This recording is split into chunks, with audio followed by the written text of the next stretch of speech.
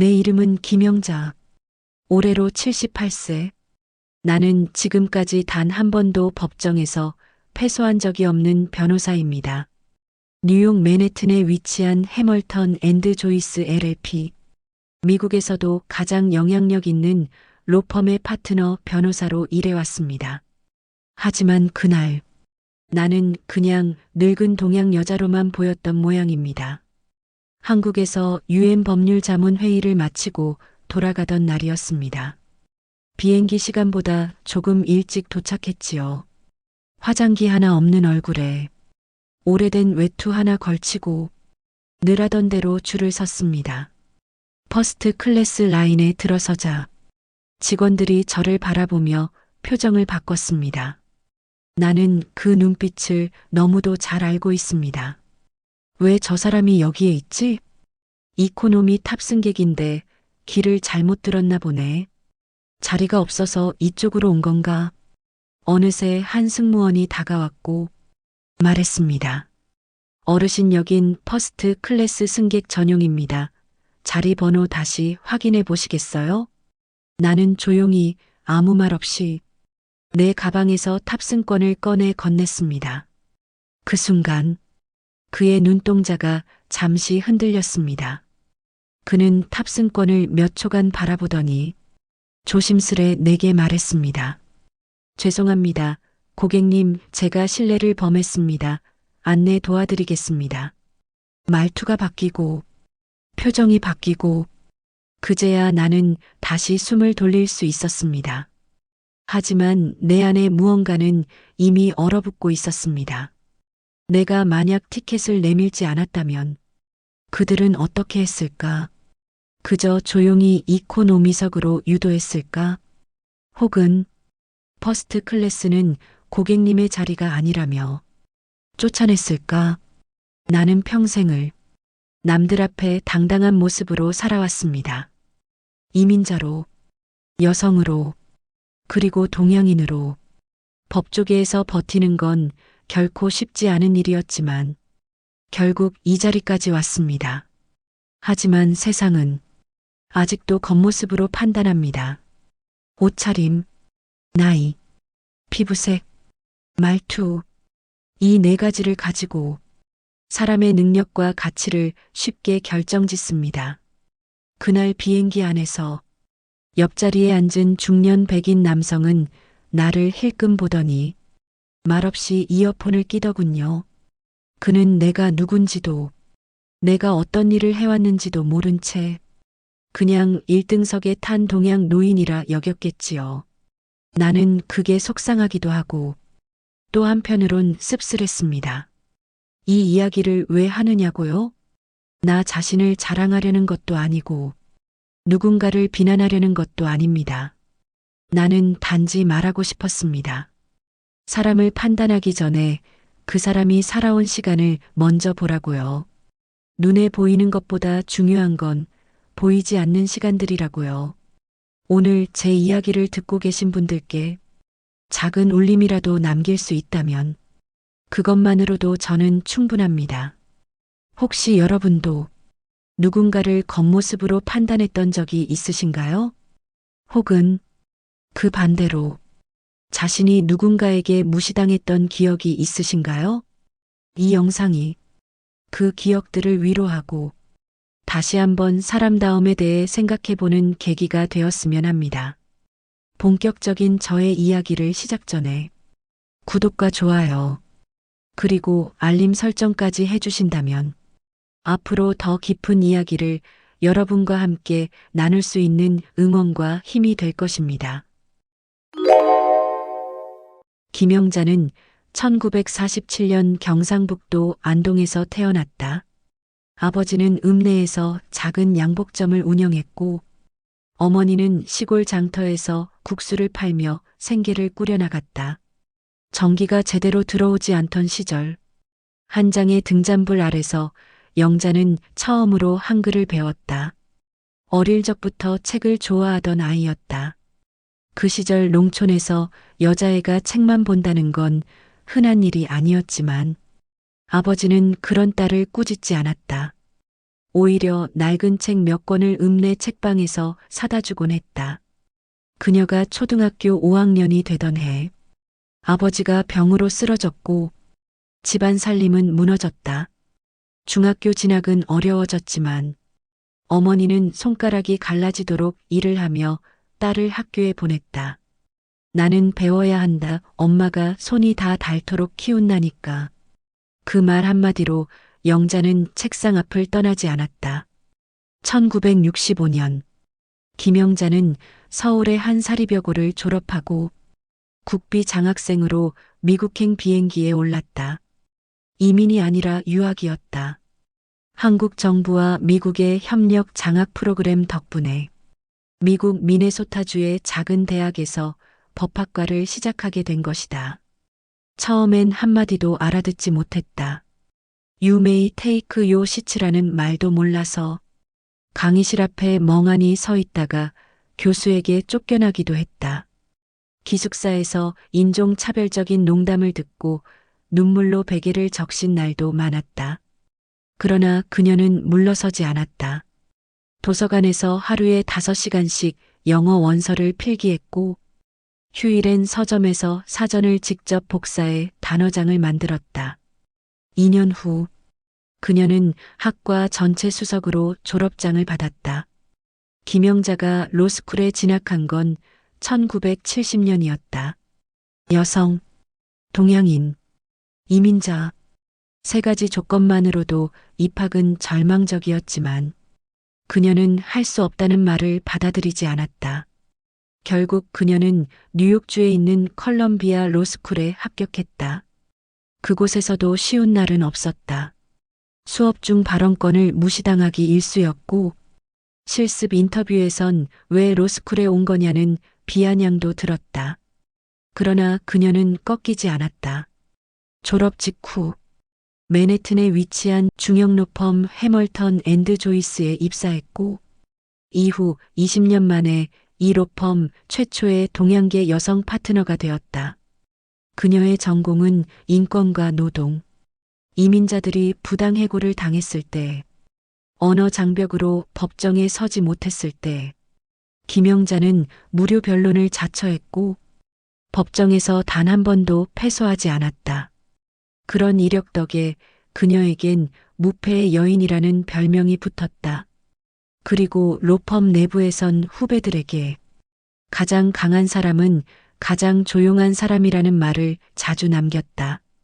그녀는 국제인권, 노동법, 금융법 분야에서 단 한 건의 패소도 없이 40년을 걸어왔다.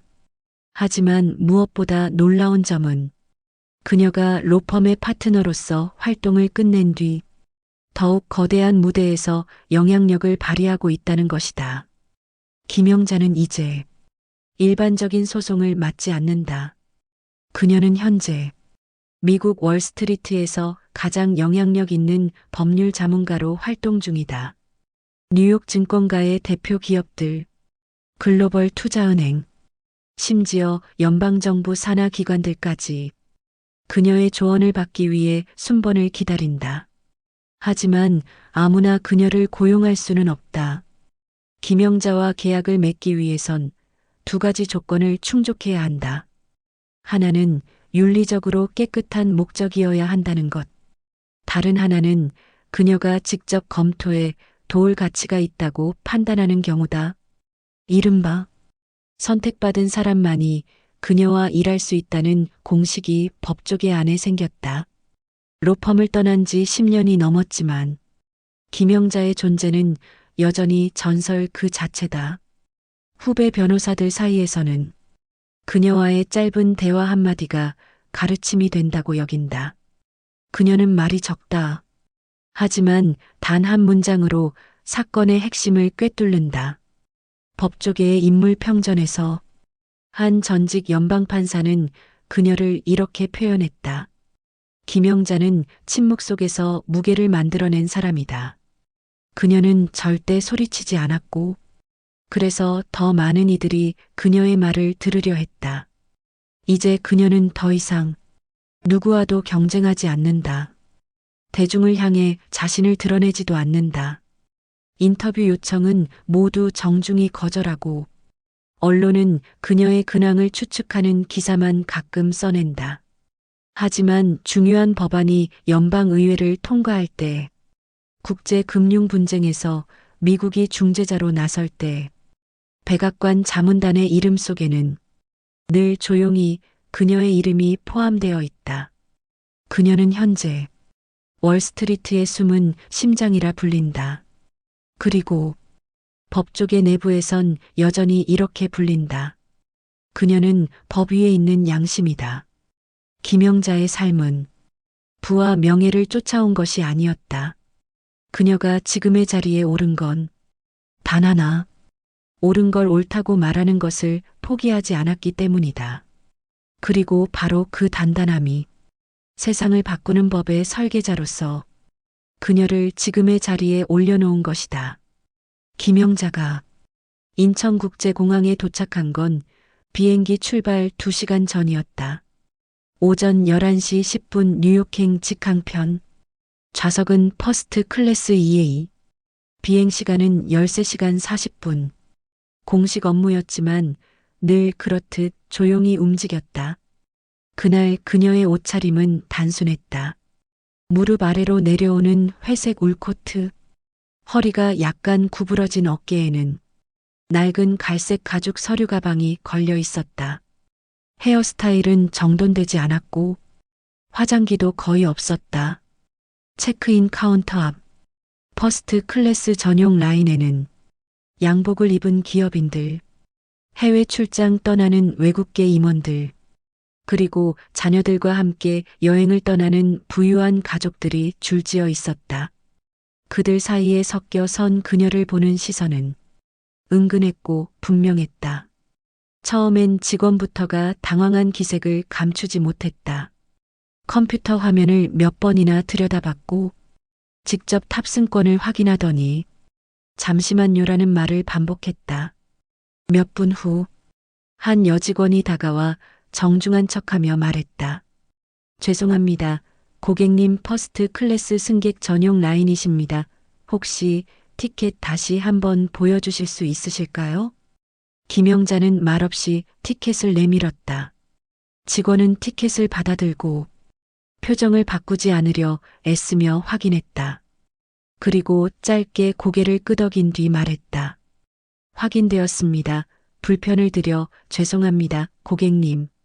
그녀는 인상을 찌푸리지도 않았고 눈길조차 주지 않은 채 다시 조용히 라인 안으로 걸어 들어갔다.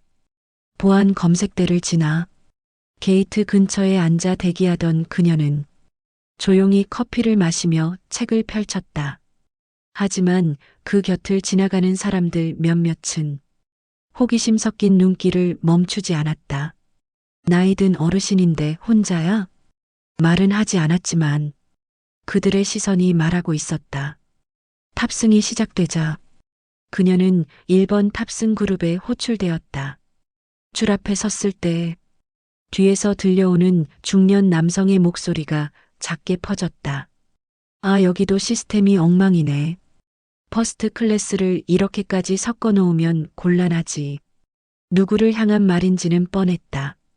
하지만 김영자는 고개를 돌리지 않았다. 비행기 안. EA 좌석에 도착한 그녀는 조용히 자리에 앉았다. 자리에 앉으려는 순간 앞쪽에서 다가온 승무원이 한 발 앞서 말을 걸었다. 죄송하지만 여긴 퍼스트 클래스 좌석입니다. 고객님, 좌석 번호 확인 좀. 그녀는 다시 서류 가방에서 탑승권을 꺼내 건넸다. 승무원은 그걸 받아들고 조용히 고개를 숙였다. 그리고 몇 초간 멈춰 있다가 말했다. 실례했습니다, 고객님. 제 안내가 부족했습니다. 짐 수납 도와드릴까요? 그녀는 고개를 저으며 조용히 앉았다. 표정 하나 바뀌지 않았다. 그녀의 맞은편 좌석엔 40대쯤 돼 보이는 백인 남성이 앉아 있었다. 그는 그녀를 한번 위아래로 훑어보더니 헤드폰을 끼고 몸을 돌렸다. 대화는 없었다. 호기심도 없었다. 단지 무시였다. 잠시 후 비행기가 이륙했고 그녀는 창밖을 바라보다 서서히 눈을 감았다. 기내는 조용했고 조명이 어두워지자 그녀의 기억이 수십 년 전으로 돌아갔다. 그 역시도 이민 초기의 어느 날 법률사무소 면접을 보러 갔을 때였다. 그때도 면접관은 그녀에게 말했다. 당신은 이력서가 눈에 띄긴 해요. 하지만 이 사무실엔 그런 스타일은 아직 없거든요. 정장도 준비 안 하셨고 그녀는 그때 자신의 영어 발음이 아직도 어색하다는 걸 알고 있었고 누구보다 일할 준비가 되어 있었지만 외모 하나로 자리를 얻지 못했다. 그날의 승무원, 오늘의 승객들, 그리고 이 기내 모두가 그 시절을 닮아 있었다. 다른 언어, 다른 문화, 다른 정장을 입었지만 차별의 구조는 여전히 같은 얼굴이었다. 하지만 그녀는 달라져 있었다. 그땐 울었지만 지금은 조용히 생각할 뿐이었다. 그래, 아직 세상은 바뀌지 않았다. 하지만 나는 내가 누구인지 잊지 않았다. 그러면 된 거다. 그녀는 천천히 서류 가방을 열었다.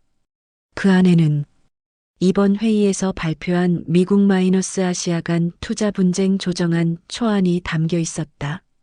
그 문서는 향후 몇 년간 수천억 달러 규모의 금융계약의 방향을 결정지을 국제법의 핵심이었다.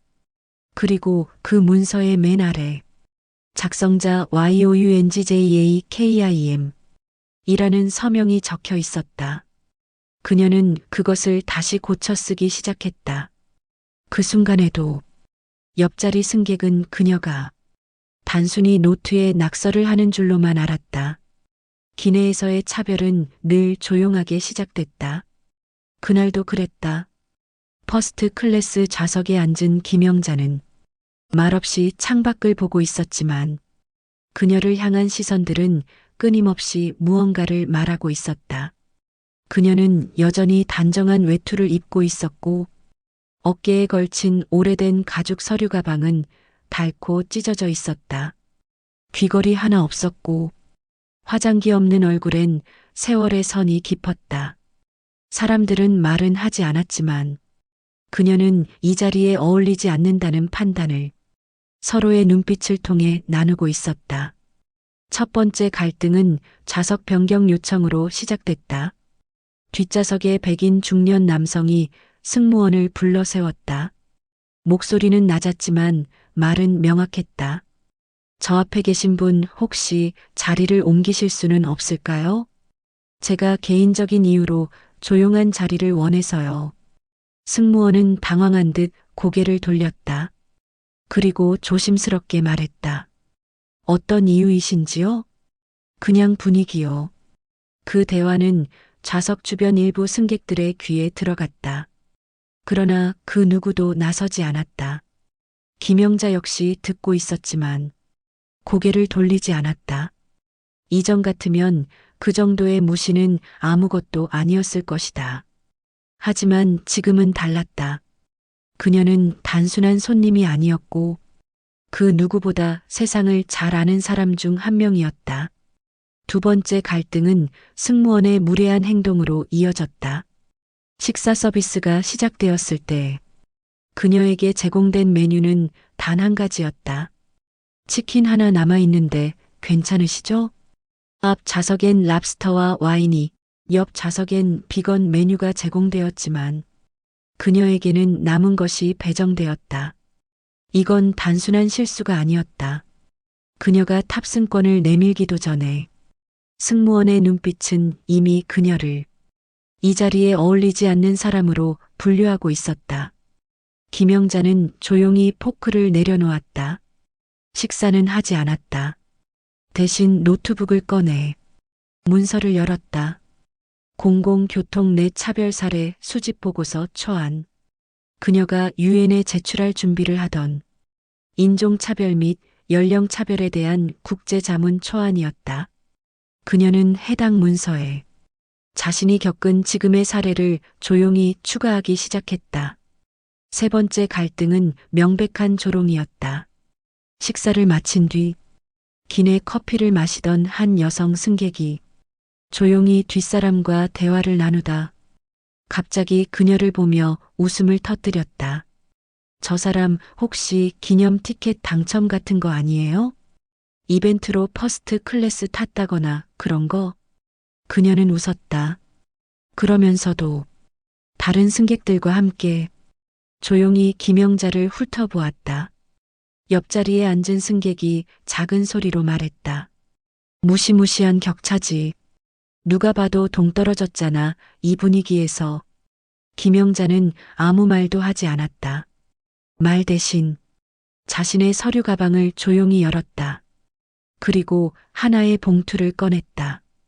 그 안에는 국제항공 인권 관련 제소 문건, 그리고 유엔 자문위원 자격으로 보낸 항공 내 비공식 차별행위 수집 안내문이 담겨 있었다. 그녀는 이 비행기 안에서 있었던 모든 대화를, 모든 시선을, 그리고 자신이 받지 못한 서비스를 기록하고 있었다. 그녀는 이 사건을 조용히 넘길 생각이 없었다. 이건 한 개인의 모욕이 아니라 구조적으로 내면화된 항공업계의 선택적 차별에 대한 실증 사례. 그녀는 가방 속에서 국제 변호사로서 작성한 소송 예고 통지서를 꺼냈다. 우리항공 미국 지사 대표이사 귀하. 사건명 기내 내 불합리한 좌석 차별 및 직원 교육 시스템 부재에 따른 손해배상 예고. 그녀는 이 문서를 스캔하여 비행 중 자동 저장되는 이메일 발송 예약 시스템에 올렸다. 비행기가 착륙하는 순간 우리항공 뉴욕 법무팀과 국제인권단체 그리고 언론 담당 기자 3곳에 전설의 변호사가 우리항공을 상대로 법적 조치를 예고했다는 폭탄이 날아가게 될 것이다. 그녀는 조용히 창문을 바라봤다. 뉴욕 상공의 구름이 아래로 펼쳐져 있었다. 그 순간 한 승객이 조심스럽게 다가왔다. 그는 수트 차림의 30대 남성 변호사였다. 혹시 김영자 변호사님 아니신가요? 그녀는 처음으로 고개를 들었다. 그는 떨리는 목소리로 말했다. 저 예전에 글로벌 인권법 세미나에서 선생님 강연 들은 적 있습니다. 그날 이후 저는 진짜 변호사가 되고 싶었습니다. 제가 여기에 있다는 게 믿기지 않네요. 그녀는 조용히 웃었다. 그리고 한마디 했다. 당신 같은 젊은 변호사들이 있는 한 세상은 그래도 조금씩 나아지겠죠.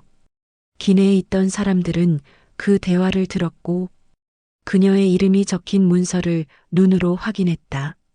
그때부터 시선이 바뀌었다. 그건 미안함도 아니고 존경도 아니었다. 자기들이 방금 전까지 저지른 판단의 오류가 법의 손에 잡힐 수도 있다는 두려움이었다. 그녀는 진심으로 사과를 바라는 게 아니었다. 사과는 감정이고 법은 구조다. 그녀는 감정이 아니라 구조를 바로잡기 위해 지금 싸우는 것이다. 비행기가 뉴욕 JFK 공항에 착륙했을 때 이미 상황은 조용히 움직이고 있었다. 김영자가 예약해둔 메일 발송 시스템은 비행기가 활주로에 닿은 순간 우리항공 미국 지사, 국제인권변호사 연합, 그리고 주요 항공인권 전문 언론 3곳에 정확히 같은 내용의 문건을 전송했다.